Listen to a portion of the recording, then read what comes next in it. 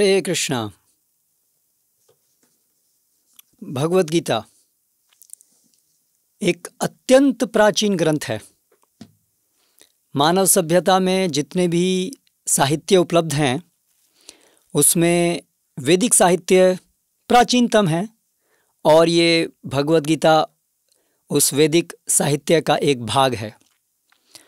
और ये भगवद गीता विख्यात है पूरे विश्व में एक ऐसे ग्रंथ के रूप में जिसमें जीवन के आधारभूत तत्वों के विषय में ज्ञान प्राप्त होता है। जैसे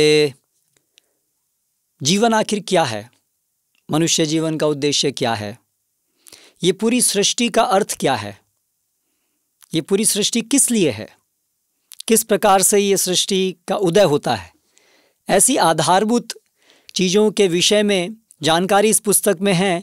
ऐसा सैकड़ों सालों से पूरे विश्व भर के लोग जानते आए हैं और इसलिए अनेक दार्शनिक इत्यादि इस ग्रंथ की प्रशंसा करते आए हैं। लेकिन फिर भी हम में से अधिकतर लोग अभी तक भी भगवद गीता को गहराई से अध्ययन नहीं किए हैं। क्या कारण है इसका कि कुछ जानने के बाद भी हम अभी तक भगवद गीता को अपने जीवन का एक भाग नहीं बना पाए हैं, उसका गहराई से अध्ययन नहीं कर पाए हैं? तो अनेक कारण हैं। कुछ लोगों के लिए ऐसा विचार है कि ये भगवद गीता तो संस्कृत में है और हम में से ज़्यादातर लोगों को तो संस्कृत नहीं आती है, तो फिर हम कैसे इस भगवद गीता को समझ सकते हैं। कुछ अन्य लोगों के लिए बाधा है कि ये भगवद गीता तो बहुत साल पहले लिखी गई थी, तब का वातावरण अलग था, तब की अवस्था अलग थी।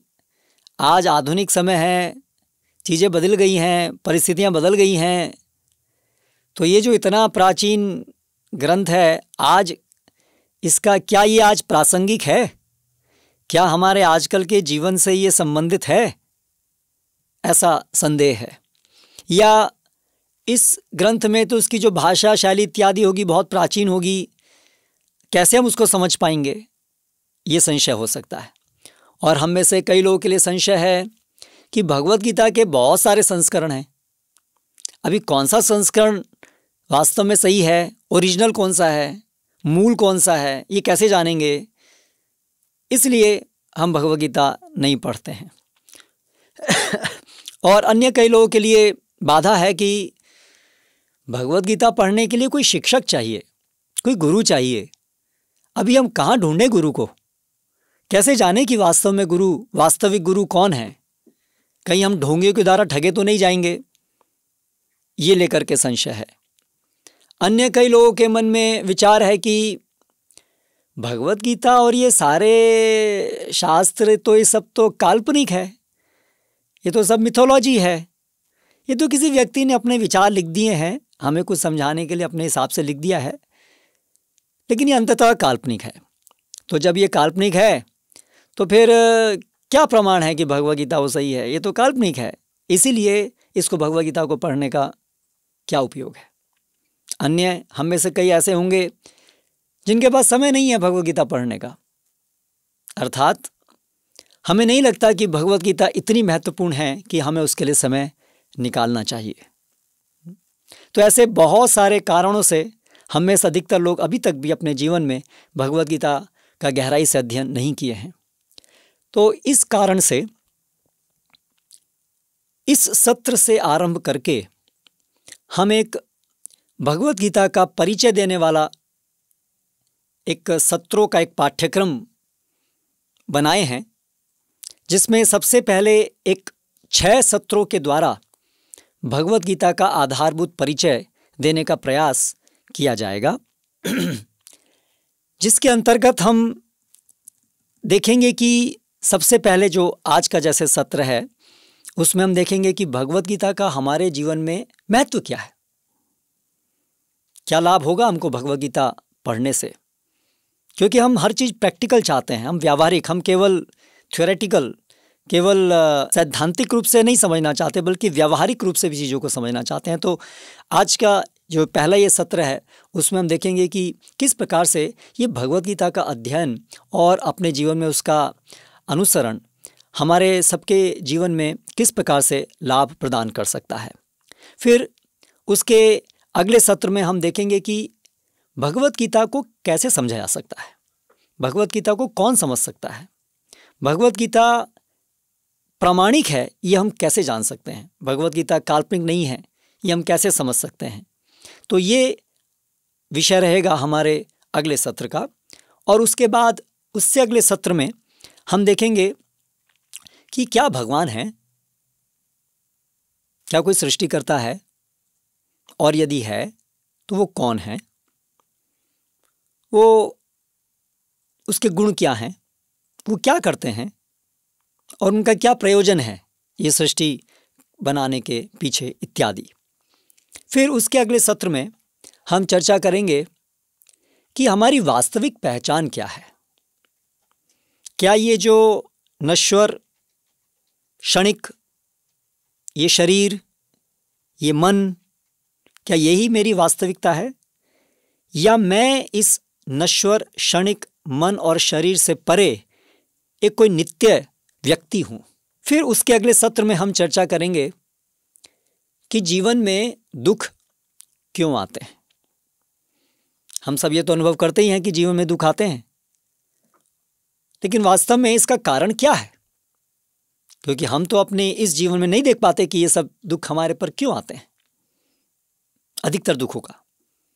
तो इस प्रश्न का उत्तर हम देखेंगे उस सत्र में। और अंतिम सत्र में हम देखेंगे कि क्या ऐसा कोई स्थान है जहाँ पर निरंतर सुख है, ऐसा स्थान, ऐसी अवस्था जिसमें दुखों के बिना केवल सुख हो, और ऐसा सुख जो हमें पूर्ण रूप से संतुष्ट कर सके।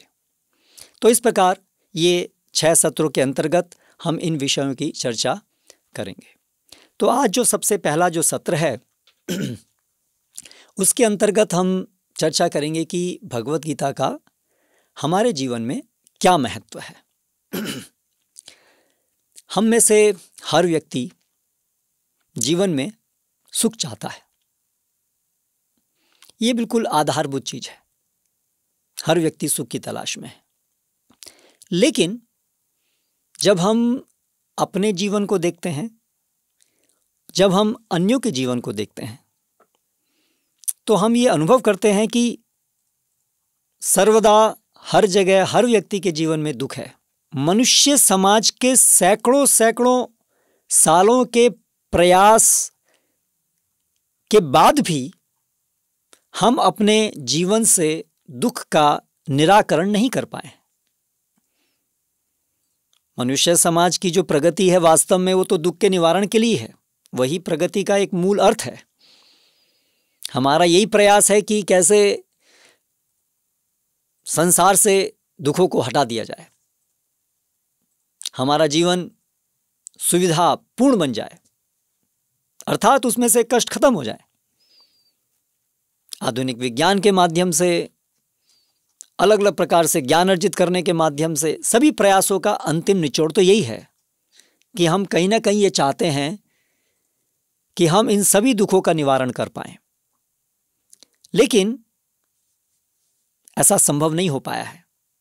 अभी तक हम अपने प्रयासों में सफल नहीं हो पाए हैं, पराजित हुए हैं, और ना ही हमें भविष्य में इसकी कोई आशा दिखती है कि हम अपने वर्तमान जो प्रयास हैं, जिस प्रकार के प्रयास हम कर रहे हैं, उससे कभी संभव हो पाएगा कि लोगों के जीवन के अंदर दुखों का निवारण हम कर पाएंगे।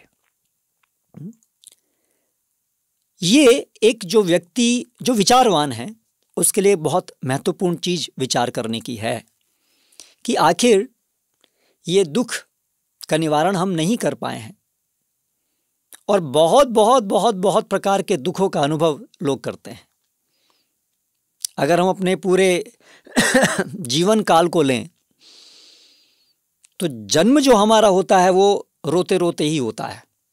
हम हर व्यक्ति हम में से रोते रोते ही अपनी माँ के गर्भ से हम बाहर आए हैं, और स्वाभाविक है कि हम रोएंगे तभी जब हम दुखी होंगे। इसलिए हमारे दुख की कहानी हमारे कम से कम हमारे जन्म से आरंभ होती है। उससे पहले जब हम माँ के गर्भ में होते हैं तब क्या है वो तो हमें पता नहीं, लेकिन कम से कम ये तो विदित है कि जब से जन्म होता है तब से ये दुख की कहानी शुरू होती है। उसके बाद जब हमारी शिशुअवस्था होती है, उसके अंतर्गत हमारा ये पूरा जो शरीर है ये एक इस संसार में जब आता है तो उसके अनुसार ढलता है, और वो एक संघर्ष है। शरीर का ढलना एक संघर्ष है। हाँ, मानसिक रूप से भी संघर्ष है और हर इंद्रियों के लिए संघर्ष है। तो इस प्रकार से हमारा शिशुकाल बीतता है। हाँ, उसके बाद फिर हम एक बाल्यकाल और उसके बाद फिर एक युवावस्था को प्राप्त करते हैं, जिसमें हम स्कूल कॉलेज में जाते हैं, और वहाँ पर एक अलग प्रकार का दुख कष्ट जीवन में आना आरंभ होता है। वो है स्पर्धा, अन्य लोगों से स्पर्धा। इस जगत के अंदर अपनी स्थिति को सुदृढ़ बनाने के लिए मुझे अन्यों से स्पर्धा करनी होती है। मुझे अपना एक करियर डेवलप करने के लिए मुझे पढ़ाई में आगे आना होता है, मुझे अच्छे मार्क्स लाने होते हैं। अपेक्षाएं होती हैं, माता पिता की अपेक्षाएं होती हैं, समाज की अपेक्षाएं होती हैं। तो वहाँ पर एक बड़ा कटु संघर्ष आरंभ होता है, जो हम में से आजकल बहुत से लोग जो भी स्कूल कॉलेज में जाते हैं, यानी कि ज़्यादातर काफ़ी लोग वो इस संघर्ष का अनुभव करते हैं। और जैसा कि आप जानते ही हैं, ये संघर्ष आज आधुनिक समय में इतना अधिक बढ़ गया है कि बहुत सारे विद्यार्थी तो आत्महत्या तक करने के लिए मजबूर हो जाते हैं। जहाँ पर कोचिंग इंस्टीट्यूट्स हैं, कोटा जैसी जगह में जो युवक युवतियाँ हैं उनके अंदर सुसाइड रेट बहुत ज़्यादा है। तो ये इंगित करता है कि उस अवस्था के अंदर ये जो स्पर्धा है इसको लेकर के बहुत कष्ट है। उसके बाद जब हम और थोड़ा आगे बढ़ते हैं आयु में, उसके बाद एक संघर्ष आरंभ होता है कि हमें एक वैवाहिक जीवन को स्थापित करना होता है। उसको लेकर के भी बहुत सारे संघर्ष होते हैं, बहुत सारी मानसिक यंत्रणाओं से हमें गुजरना पड़ता है कि विवाह जो है वो स्थिर रहे। आजकल के समय में विशेष रूप से एक वैवाहिक जीवन में स्थिरता प्राप्त करना अपने आप में एक बहुत बड़ा चुनौती है, एक बहुत बड़े कष्ट का कारण बन जाता है। फिर तदोपरांत परिवार को पालन पोषण करना, ये भी आजकल एक अधिकतर लोगों के लिए, बहुत लोगों के लिए एक चुनौती है। पारिवारिक जनों की आवश्यकताएं हैं, उनकी मांगें हैं, उनकी एक्सपेक्टेशंस हैं, उस सब में खरा उतरना, उनकी आवश्यकताओं को पूरा कर पाना, उनकी इच्छाओं को पूरा कर पाना, ये एक चुनौती है। कई बार हम अपना सर्वश्रेष्ठ करने पर भी अपने परिवारजनों को संतुष्ट नहीं कर पाते हैं, और इसको लेकर के एक स्ट्रेस, मानसिक तनाव, असंतुष्टि का अनुभव करते हैं। उसके बाद हमारे जो जॉब हैं, हमारे जो पैसा कमाने के तरीके हैं, वो भी अनिश्चितताओं के दौर में चलते रहते हैं। आज जॉब है, कल नहीं है, बिजनेस आज अच्छा चल रहा है, कल नहीं चल रहा है, उसमें बहुत स्पर्धा है, हर जगह स्पर्धा ही स्पर्धा है। और इस स्पर्धा को लेकर के आपस में ईर्ष्या, द्वेष और उससे बहुत सारा तनाव उत्पन्न होता है, जिसकी वजह से हम देखते हैं कि बहुत सारे मानसिक बीमारियां होती हैं, शारीरिक बीमारियां होती हैं, मानसिक बीमारियां होती हैं। और इस प्रकार फिर थोड़ा और आयु बढ़ती है तो अभी धीरे जैसे ऐसे शरीर बूढ़ा होता है तो बुढ़ापे को लेकर के अनेक समस्याओं से हमें गुजरना पड़ता है। शरीर में अधिक बीमारियां हो जाती हैं। आजकल तो हमारा जन्म भी हॉस्पिटल में होता है, जीवन में बहुत सारा समय हॉस्पिटल में रहते हैं और मृत्यु भी हॉस्पिटल में होती है। और हॉस्पिटल तो कष्टों का आगार है, ऐसा स्थान जहाँ कष्ट भुगतने के लिए व्यक्ति जाता है।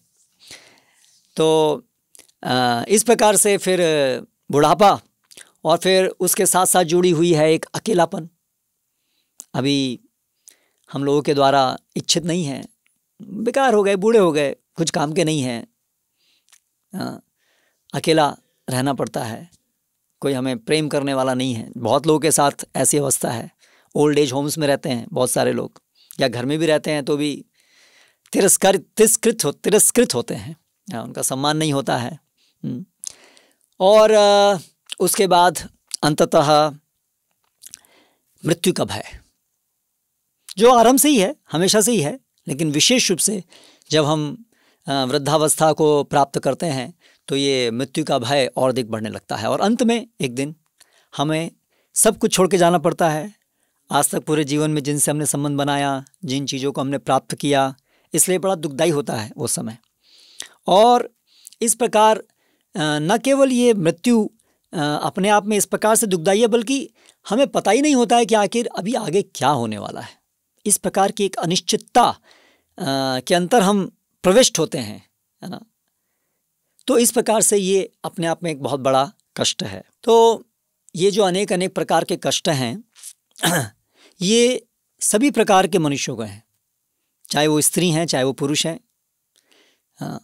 चाहे वो गरीब हैं, चाहे वो अमीर हैं, चाहे वो पढ़े लिखे हैं, चाहे वो अनपढ़ हैं। हाँ, अलग अलग जो वर्ग हैं उसके लिए कुछ प्रकार से अधिक दुख होता है, कुछ प्रकार से कम दुख होता है, लेकिन सबके अपने अपने अलग अलग दुख हैं। और न केवल मनुष्यों के लिए बल्कि जितनी भी जीव राशियां हैं, चाहे वो जानवर हैं, वो सब के अंदर भी हम देखते हैं जीवन के अंदर ऐसा संघर्ष और दुख चलता रहता है। तो इसलिए इस पूरे संसार में जो दुख है, पेन, सफरिंग, वो एक बहुत प्रोमिनेंट, बहुत एक मुख्य लक्षण है जो हम सब अनुभव कर रहे हैं। जगत के अंदर, जीवन के अंदर दुख है, कष्ट है। इसके अतिरिक्त और बहुत प्रकार के कष्ट हैं। लड़ाइयाँ हैं, अभी वर्तमान में रशिया यूक्रेन के बीच में युद्ध चल रहा है, और संसार में कहीं ना कहीं ज़्यादातर बड़े बड़े युद्ध होते ही रहते हैं। और अगर बड़े युद्ध नहीं हो रहे हैं तो छोटे छोटे एक ही देश के अंदर सांप्रदायिक झगड़े होते रहते हैं, अड़ोसी पड़ोसी का झगड़ा होता रहता है, भाई भाई का झगड़ा होता रहता है। तो इस प्रकार ये कलह, ये झगड़ा, ये एक और बड़ा बलिष्ठ आजकल का लक्षण है जो हमें कष्ट प्रदान करता है। और फिर प्राकृतिक प्रकोप है, अभी कोरोना का समय चल ही रहा है, एक बड़ी आपदा चली रही है। उसके अतिरिक्त कहीं हल्लन है, कहीं पर अतिवृष्टि है, कहीं पर वृष्टि है ही नहीं, अनाज उत्पन्न नहीं हो रहा है, इत्यादि इत्यादि इत्यादि। बहुत अधिक सर्दी है, बहुत अधिक गर्मी है। इस प्रकार से अगर हम थोड़ा सा भी ठंडे दिमाग से सोचें तो हम ये देख सकते हैं कि ये जीवन का एक बहुत प्रमुख लक्षण है कि यहाँ पर दुख है। और वास्तव में इन सभी दुखों में सबसे बड़ा जो दुख है वो ये है, ये अनुभूति, ये एक साक्षात्कार कि इस भौतिक जगत में ऐसी कोई अवस्था नहीं है जो हमें निरंतर सुख प्रदान कर सके। अगर जो भी सुख के लिए प्रयास हैं, फिर भी उससे जो भी सुख प्राप्त होगा वो भी अंततः अनित्य ही होगा। हम इस भौतिक जगत में कुछ भी प्राप्त कर लें तो भी अंततः अंतःकरण में एक साक्षात्कार हमें किसी न किसी स्तर पे आने पर ऐसा होगा कि कुछ भी भौतिक प्राप्त करने से हम अंतःकरण में पूर्ण रूप से संतुष्ट कभी नहीं होते हैं। एक समय आने पर ये सब भौतिक चीज़ें निरर्थक प्रतीत होती हैं। वो साक्षात्कार वो सबसे बड़ा एक कष्ट है, क्योंकि ये जो कष्ट है अज्ञानता का कष्ट है कि आखिर वास्तविकता क्या है, वास्तविक सुख आखिर है कहाँ। क्योंकि जितने भी हमें सुख भौतिक जगत में हम अनुभव करते गए, एक समय पर वो समझ में आता है कि ये सब तो क्षणिक है और इसीलिए ये वास्तविक नहीं है, यानी कि ये हमें पूर्ण रूप से संतुष्ट नहीं कर सकते हैं। ये ही संस्पर्शजा भोगा दुख योनय एवते आद्यंतवंत कौन्तेय न तेषु रमते बुधा। भगवत गीता में ही कहा गया है कि ये आद्यंतवंत, इन सभी भौतिक सुखों का एक आदि अंत है। ये अपने आप में कष्ट है, कष्ट तो कष्ट है ही, पर सुख भी कष्ट है क्योंकि वो अनित्य है। और ये समझ कि इस भौतिक जगत में सुख भी हमें कभी संतुष्ट नहीं करता है, तो दुख भी है और सुख भी वास्तव में कष्ट देने वाला है। तो ये जो है समझ, ये हम सब इसको वास्तव में देख रहे हैं अपने जीवन के अंदर। और इस प्रकार से हमें ये समझ में आता है कि वास्तव में हमारा जीवन जो है वो दुखों से भरा हुआ है और अर्थहीन है, अर्थहीन है। एक और महत्वपूर्ण चीज़ जो हमें हम अनुभव करते हैं कि हमने जैसे जैसे प्रगति हो रही है, अलग अलग क्षेत्रों में विकास हो रहा है, विशेष रूप से वैज्ञानिक दृष्टि से अलग अलग प्रगति हो रही है। ऐसा कोई भी मनुष्य जीवन का कोई भी ऐसा आयाम नहीं है जिसमें बहुत विशिष्ट प्रगति नहीं हुई है। लेकिन उसके बाद भी हम ये एक अनुभव कर रहे हैं कि कहीं ना कहीं कुछ तो गड़बड़ है। इतनी प्रगति होने पर भी इतनी बुद्धिमान लोग अपनी बुद्धि का उपयोग कर रहे हैं, नए नए उपकरण बना रहे हैं, नई नई चीज़ों को बना रहे हैं। हमारी समझ इस भौतिक जगत के विषय में बढ़ती हुई प्रतीत हो रही है। लेकिन उसके बाद भी हम अगर पूरे समाज की दिशा देखते हैं, अगर हम देखते हैं कि लोगों के अंदर एक क्राइम रेट, मोरालिटी का स्टैंडर्ड कहाँ जा रहा है, मानसिक बीमारियां किस स्तर पे बढ़ रही हैं, आपस में झगड़े किस स्तर पे बढ़ रहे हैं, ये हमें इंगित करता है कि कहीं ना कहीं जो हमारी पूरी आधारभूत सोच है जीवन को सुखमय बनाने के लिए, कहीं ना कहीं उस सोच में कोई भारी कमी है, जिससे हमारी जो पूरी दिशा है वही कहीं उसमें कुछ गड़बड़ है। क्योंकि इतनी प्रगति, इतनी बुद्धिमत्ता, इतना ज्ञान, ये सब होने पर भी परिणाम अंततः जो आ रहा है वही दिखा रहा है कि कहीं बड़ी कमी है। तो इस प्रकार से एक व्यक्ति जो थोड़ा सा भी अपने जीवन के बारे में यह अवलोकन करता है तो उसे इन चीज़ों का समाधान ढूंढना चाहिए। तो ये जो भगवत गीता है उसके अंतर्गत ये सब समस्याओं के समाधान के विषय में बताया गया है। अभी प्रश्न उठ सकता है कि बहुत सारे लोग हैं जो जीवन को कैसे सुखी बनाया जाए इसके बारे में बता रहे हैं। सारी एडवर्टाइजिंग इंडस्ट्री यही तो बता रही है, आप ये ले लीजिए, ये प्रोडक्ट ले लीजिए, इससे आपका जीवन बहुत सुखमय हो जाएगा। जो भी सारे धर्म और धार्मिक गुरु हैं वो भी यही बता रहे हैं कि आप सुखी हो जाइए, आप ऐसा कीजिए आप सुखी हो जाइए, कोई मंत्र चैंट कीजिए आप सुखी हो जाइए। इस प्रकार से सब लोग तो यही बात बता रहे हैं। तो भगवत गीता में ऐसी क्या विशेषता है जो हमें भगवत गीता पढ़नी चाहिए वास्तविक सुख को ढूंढने के लिए, ये प्रश्न उठ सकता है। तो सामान्य रूप से इस जगत के अंदर जो लोग भी दुखों के निवारण की और सुख की प्राप्ति की बात कर रहे हैं वो इसी भौतिक जगत के स्तर पर रह कर के इन चीजों को सुधारने की बात कर रहे हैं। ये जो भौतिक जगत में जो हमारी प्रेजेंट वर्तमान जो स्थिति है वो एक अज्ञानता की स्थिति है। आखिर हम कौन हैं, हम यहाँ क्यों आए हैं, कैसे आए हैं, किस लिए आए हैं, ये सृष्टि क्यों बनाई गई है, कैसे बनाई गई है, ये सब आधारभूत विषयों को लेकर के अज्ञानता है। इसी अज्ञानता के प्लेटफॉर्म पर रह कर के कोई उपाय सुझाना वो कभी संभव, वो कभी सार्थक नहीं होगा। क्योंकि अज्ञानता के स्तर पर रह करके कभी भी चीज़ों का निराकरण नहीं हो सकता है। कोई वास्तविक समाधान कभी भी अज्ञानता के स्तर पर रह करके नहीं आ सकता है। यदि इन आधारभूत चीज़ों को लेकर के अज्ञानता बनी रहेगी कि आखिर हम कौन हैं, सृष्टि क्यों है, कैसे बनी, ये सब चीज़ों के विषय में यदि अज्ञानता है तो फिर जो भी हम उपाय बता रहे हैं वो अंततः निरर्थक ही होगा। तो अभी दूसरा प्रश्न ये उठ सकता है, तो भगवत गीता में जो भी ये आधारभूत चीज़ों के बारे में बताया है, क्योंकि हम यही कह रहे हैं कि भगवत गीता में हमें इस अज्ञानता के स्तर से ऊपर उठा करके वहाँ पर उपाय दिया गया है। क्योंकि भगवत गीता में ये स्थापित किया गया है कि ये स्तर जो है, जो अज्ञानता का है जिसमें हम आज हैं, उसमें रह करके दुखालयम अशाश्वतम, वहाँ पर रह करके तो केवल दुख का अनुभव होगा। लेकिन हमें वास्तव में इस भौतिक धरातल पर अपनी जो चेतना है, जो वर्तमान जो हमारी समझ है और जो हमारी पूरी चेतना है वो इस भौतिक जगत से संबंधित है और भौतिक जगत के विषय में भी बहुत सारी अज्ञानता है। हमें भगवत गीता के तरीके से जो उपाय दिया गया है उसका उपयोग करके उसका गंतव्य ये है कि वो हमारी चेतना को इस देहात्म बुद्धि से, इस मटेरियल कॉन्शियसनेस, इस बॉडी कॉन्शियसनेस कि मैं इस जगत का एक भाग हूँ और मैं इस जगत को भोग करने के लिए हूँ, जो आधारभूत हमारी चेतना का लक्षण है।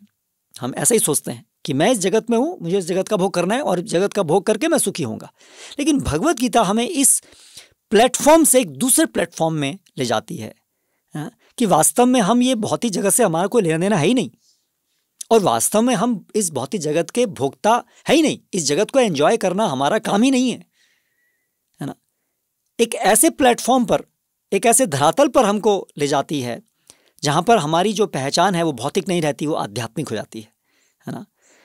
और हमारी जो कार्य हैं वो इस भौतिक जगत के संदर्भ में नहीं रहते, बल्कि भगवान की सेवा के संदर्भ में हो जाते हैं। तो इस प्रकार से भगवत गीता के अंदर जो उपाय है वो इस भौतिक जगत के धरातल पर रह कर के उपाय ढूंढना नहीं है, बल्कि चेतना के माध्यम से, चेतना की शुद्धि के माध्यम से हमें इस भौतिक धरातल से पूरी तरह से एक भिन्न, उच्च, उत्तम आध्यात्मिक धरातल पर ले जाना है, जिस आध्यात्मिक जीवन का स्वाभाविक लक्षण है कि वहाँ पर दुख नहीं है, क्योंकि वहाँ पर नित्य जीवन है, क्योंकि वो आत्मा की स्वाभाविक स्थिति है। इसलिए वो धरातल है जहाँ पर दुख नहीं है और स्वाभाविक रूप से नित्य आनंद है। तो ये विशेषता है भगवत गीता के उपाय में कि वो हमें एक आध्यात्मिक धरातल पर ले जाकर के उपाय दिखाती है, ना कि इस अज्ञानतापूर्ण भौतिक धरातल पर। अभी आगे एक और प्रश्न उठ सकता है, तो भाई ये सब जो आध्यात्मिक धरातल की बातें हैं किसने देखी? ये सब तो फिर वही काल्पनिक है, मिथोलॉजी है ना। किंतु भगवत गीता के और वैदिक साहित्य के अंतर्गत कैसे एक बुद्धिमान व्यक्ति अपनी बुद्धि का, अपने तर्क का उपयोग करके समझ सकता है कि ये जो भगवत गीता के अंदर जो ज्ञान दिया गया है वो कैसे प्रामाणिक है, और न केवल सैद्धांतिक रूप से समझ सकता है कि ये प्रामाणिक है, ये वास्तविक है, बल्कि अंततः उसका अनुभव पूरी तरह से अपने जीवन में कर सकता है, प्रत्यक्ष रूप से। जिस प्रकार से हम सूर्य को प्रत्यक्ष अपनी आंखों से देख सकते हैं, उसी प्रकार से जो भी तथ्य वैदिक शास्त्रों में दिए हैं उसके अंदर वो प्रक्रिया दी गई है, वो पद्धति दी गई है, जिसका अनुशीलन करके हम उस रियलिटी में, हम उस वास्तविकता में प्रविष्ट हो सकते हैं, उसका साक्षात अनुभव कर सकते हैं। तो इस प्रकार से ये जो भगवत गीता का जो ज्ञान है वो अन्य सब प्रकार के जो तथाकथित सुखी रहने के उपाय हैं उनसे बड़ा विशिष्ट है, और इसीलिए हमें इस भगवत गीता का अध्ययन और अपने जीवन में उसका अनुशीलन करना चाहिए। अभी कुछ अन्य जो हमारी बाधाएं थीं जिसका हमने जिक्र किया आरंभ में कि भगवत गीता कैसे पढ़ें, उसमें तो संस्कृत में है। तो अभी ये जो भगवत गीता है जिसके आधार पर हम चर्चा करेंगे, और इस जो कोर्स है उसका आशय ये है कि इस 6 सत्र के बाद आप भगवत गीता का अध्ययन जब करेंगे तो आपको बहुत सुविधा होगी भगवत गीता का अध्ययन करने में। जो भी आपके अंदर इस भगवत गीता को आरंभ करने में जो बाधाएं अनुभव हो रही थीं उसका निराकरण होगा, जिससे अब आप धीरे धीरे इस भगवत गीता को पढ़ सकते हैं और धीरे धीरे अपने जीवन में अपना सकते हैं।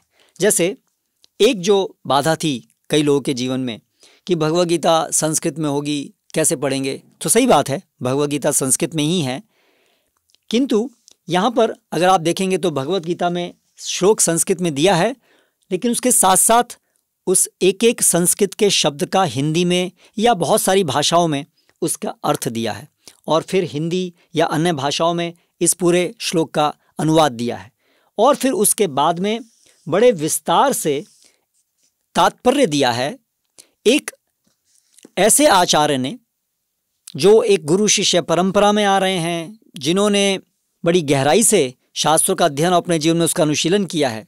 ऐसे एक आचार्य ऐसी भक्तिवेदांत स्वामी प्रभुपाद है ना, उनके द्वारा ये यथारूप भगवत गीता ये जो टीका लिखी गई है, तो इसमें उन्होंने गुरु शिष्य परंपरा के आधार पर और सभी शास्त्रों के आधार पर ये विस्तार से तात्पर्य लिखा है। और ये तात्पर्य जैसा दूसरा एक बाधा थी हमारे कई लोगों के जीवन में इसको भगवत गीता को लेकर के कि भगवत गीता तो प्रासंगिक होगी क्या, या इसकी जो भाषा शैली होगी वो तो हम कैसे समझेंगे, आज तो आधुनिक समय हो गया, 5000 साल पहले भगवत गीता बोली गई। तो शिला प्रभुपाद ने जो ये तात्पर्य लिखे हैं उसमें इस भगवत गीता को आज के प्रसंग में समझाया है, हमारे इस आधुनिक समय में निश्चित रूप से परिस्थितियां बदली हैं, लेकिन उन परिस्थितियों में रह करके भी ये भगवत गीता कैसे प्रासंगिक है, इस प्रकार से उसको समझाया है। कई व्यक्तियों के मन में जो प्रश्न था कि ये तो पुराना ज्ञान है, क्या ये आजकल के उसमें प्रासंगिक है, तो उसके विषय में हमें जानना होगा कि जो सत्य है, सत्य तो हमेशा सत्य है। अगर हमारे पिता जो भी हैं, तो वो जब हम छोटे बच्चे थे तब भी वो हमारे पिता थे, वो तथ्य था, और जब हम युवा हो गए तब भी वो हमारे पिता रहे, और जब हम बूढ़े हो जाएंगे तब भी वो हमारे पिता रहेंगे, तो वो तथ्य तो बदल नहीं सकता। तो उसी प्रकार से ये भगवत गीता का ज्ञान तो एक नित्य सत्य है, इसीलिए ये हमेशा से प्रासंगिक है। आज भी उतना ही प्रासंगिक है जितना 5000 साल पहले था, और 5000 साल बाद, सैकड़ों साल बाद भी उतना ही प्रासंगिक रहेगा, क्योंकि ये विषय नित्य सत्य है, परम सत्य है। फिर कई लोगों के मन में विचार था कि ये बहुत सारे इसके एडिशंस हैं, तो कौन सा एडिशन हमको पढ़ना है ना, कौन सा संस्करण पढ़ना है, और हम कैसे जानेंगे कि गुरु कहाँ ढूंढेंगे, और ये भगवत गीता वास्तव में ये सही है, प्रामाणिक, मतलब इसका प्रूफ क्या है, ऐसे सब जो संशय थे, तो उसकी चर्चा हम कल करेंगे कि कैसे ये भगवत गीता का वास्तविक गुरु या अध्यापक कौन है और कैसे हम उसको समझ सकते हैं इत्यादि, ये सब विषय के ऊपर हम कल चर्चा करेंगे। तदुपरांत भगवत गीता उन सभी लोगों के लिए भी पढ़ना बहुत जरूरी है जो परोपकार करना चाहते हैं, जो कुछ दूसरों के भी भला करना चाहते हैं, जो उस समाज के लोगों की स्थिति को देख कर के व्यथित हैं, इस पूरे संसार की स्थिति को देख कर के व्यथित हैं, अलग अलग, चाहे वो सामाजिक दृष्टि से हो, राजनीतिक दृष्टि से हो, आर्थिक दृष्टि से हो, बहुत बड़ी बड़ी समस्याएं हम देख रहे हैं, और हम चाहते हैं कि समाज में लोगों का कुछ भला किया जाए, कुछ सुधार हो परिस्थिति में। तो ऐसे सभी लोगों के लिए भी ये जो भगवत गीता का अध्ययन है, ये बहुत बहुत मूल्यवान रहेगा, क्योंकि इसके माध्यम से आप जान पाएंगे कि वास्तव में हम अन्य लोगों का हित कैसे कर सकते हैं। जब हम अपना हित समझेंगे कैसे कर सकते हैं, तो हम दूसरों का हित कैसे कर सकते हैं वो भी जानेंगे। जब हम अपना हित कैसे कर सकते हैं यही नहीं जानते, तो हम दूसरों का हित कैसे कर पाएंगे। और अपना हित के साथ साथ एक सामाजिक, एक बड़े स्तर पे पूरे समाज का हित कैसे करना है, उसकी जानकारी के लिए भी भगवत गीता का हमें सहारा लेना चाहिए। इसमें वो सब विषय की जानकारी भी दी गई है। उसके बाद हम में से कई लोग हैं जो कुछ हद तक समझते हैं कि जो वैदिक संस्कृति है वो बहुत उत्तम संस्कृति है। आज हम पूरे विश्व में देख रहे हैं कि एक पाश्चात्य जीवन शैली का अनुकरण हो रहा है, और हम में से कई लोग हैं जो देख पा रहे हैं कि ये सही नहीं है। हमारी जो वैदिक संस्कृति है वो बहुत लाभप्रद थी, एक पूरे मनुष्य समाज के लिए, इस पूरे विश्व के लिए, पूरे संसार के लिए। तो ये जो वैदिक संस्कृति है, यदि इसको पुनर्स्थापित करना है, यदि इसको संजोना है, तो उसके लिए हमें इस वैदिक संस्कृति की जो जड़ें हैं, ये जो वैदिक ग्रंथ हैं, ये उसकी जड़ें हैं। वैदिक संस्कृति का मूल है वैदिक ग्रंथ। तो जब तक हम इन वैदिक ग्रंथों में क्या दिया गया है उसको समझेंगे नहीं, तब तक हम इस वैदिक संस्कृति को कैसे समझ पाएंगे। ना तो इसके महत्व को समझ पाएंगे, ना इसका संरक्षण कैसे करना है ये समझ पाएंगे, ना इसके आधारभूत सिद्धांत क्या है इसको समझ पाएंगे। तो इसीलिए अगर वैदिक संस्कृति का संरक्षण हम करना चाहते हैं तो भी हमारे लिए नितांत जरूरी है कि हम भगवत गीता का अध्ययन जरूर करें। फिर हम में से अधिकतर लोग अपने को हिंदू कहते हैं, और हिंदुओं का प्राथमिक ग्रंथ भगवत गीता है।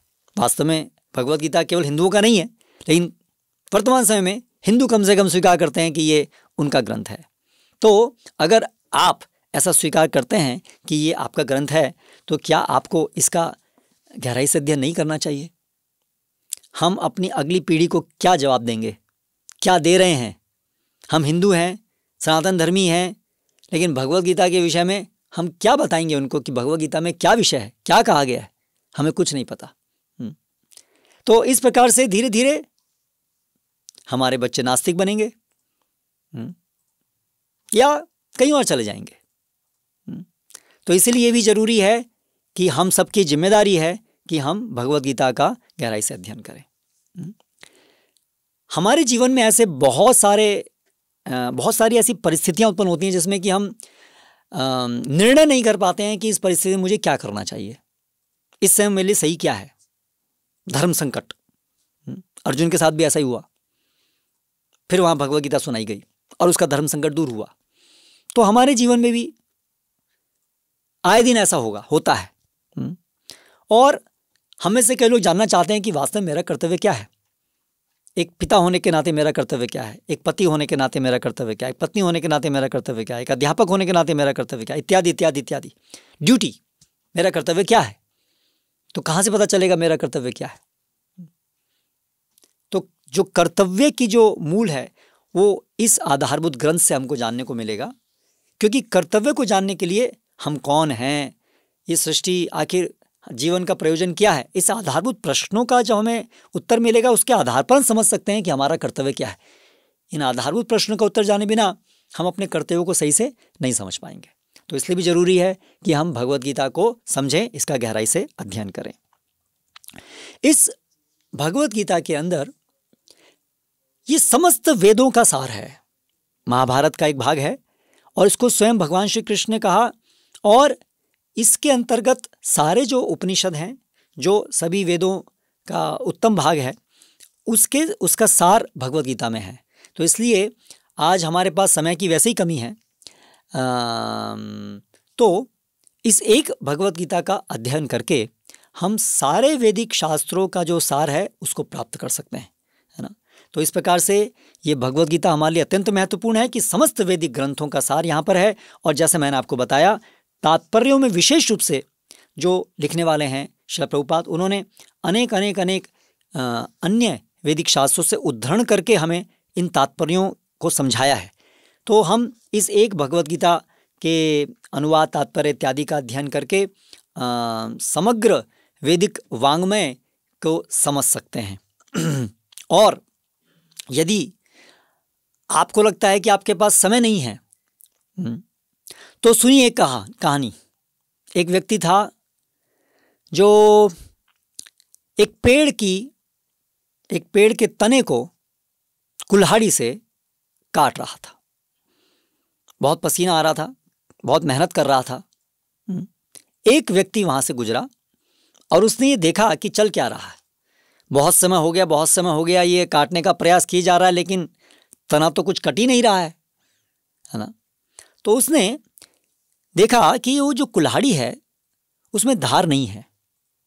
तो उसने उस व्यक्ति से कहा कि भाई थोड़ा विश्राम करो, थोड़ा रुको और इस पहले कुल्हाड़ी में धार लगाओ, तब काटो। लेकिन उस व्यक्ति ने उत्तर दिया, मेरे पास समय नहीं है, धार लगाने का समय नहीं है, मुझे इसको जल्दी से जल्दी काटना है। तो इसको मूर्खतापूर्ण कहेंगे। अगर धार लगाने का समय हम नहीं निकालेंगे तो हम कितना ही प्रयास करते जाएंगे, वो तना नहीं कटने वाला है। और वो जो समय निकालना है धार लगाने के लिए, वो बुद्धिपूर्ण है, क्योंकि उसी के माध्यम से हमारा प्रयोजन सिद्ध होगा। तो उसी प्रकार से हम सब अपने जीवन में सुख चाहते हैं, दुखों का निवारण चाहते हैं, अपने जीवन को अर्थपूर्ण बनाना चाहते हैं। जो भी हम आजकल का जीवन जी रहे हैं, उससे हम देख रहे हैं कि जीवन में कष्टों का निराकरण नहीं है और उसकी आशा भी नहीं है। और जीवन का अर्थ क्या है, वो भी हम जो जीवन शैली जी रहे हैं, जिस प्रकार से जी रहे हैं, उससे वो जीवन का अर्थ भी हमको कुछ समय में नहीं आने वाला। इसके बिना हमारा जीवन अपूर्ण है, ये भी हम समझते हैं। लेकिन जहां पर इसका उत्तर दिया है उसके लिए हमारे पास समय नहीं है,